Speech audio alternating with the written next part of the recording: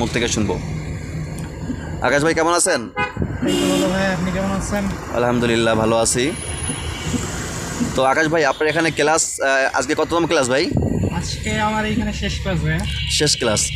আচ্ছা, তো আপনি এখানে ড্রাইভিং শিখতে এসেছেন প্রথম থেকে শুরু করে এই শেষ পর্যন্ত।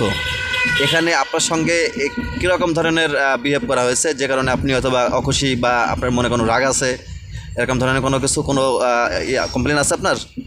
না ভাই, এই পর্যন্ত যে দুইজনের কাছে ক্লাস করছে দুইজনই খুবই ফ্রেন্ডলি ছিল এবং খুব ভালো বিহেভিয়ার করে, ঠিক আছে। এবং যতটা সম্ভব শেখানোর মনোভাব বা শেখানো যায় সেইভাবেই তারা আচরণ করছে বা সেইভাবেই সব কিছু আমাকে শেখাই দিচ্ছে।